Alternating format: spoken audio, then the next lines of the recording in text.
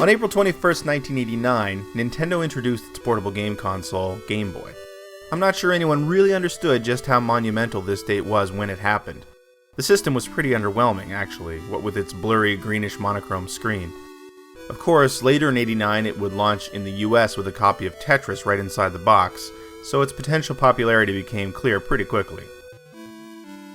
Around the same time, Sega set to work on developing its own handheld console with a focus on fixing everything it considered to be wrong with the Game Boy.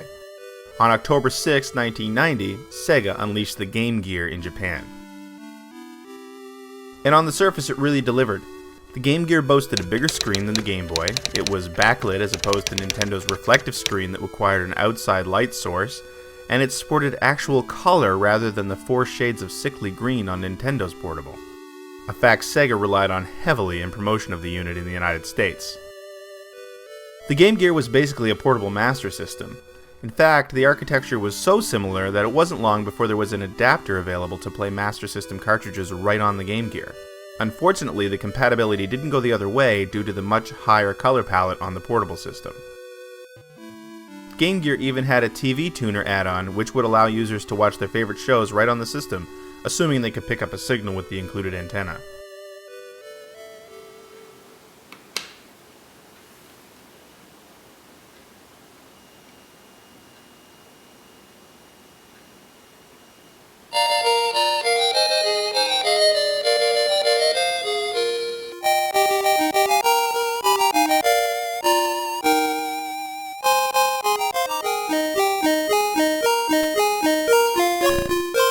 Game Gear stacked up against the Atari Lynx as well, sporting more colors on screen at once and a higher resolution.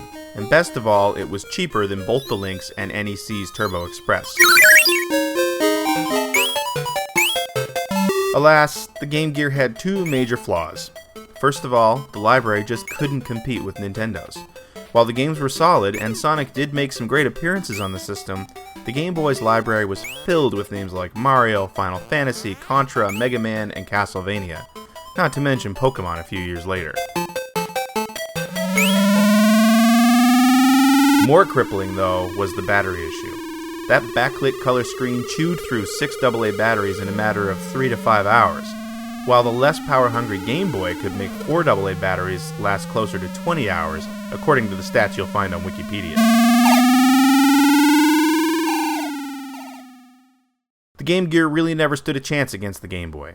But it's worth noting that it did win the battle for second place, outselling both the Atari Lynx and the NEC Turbo Express.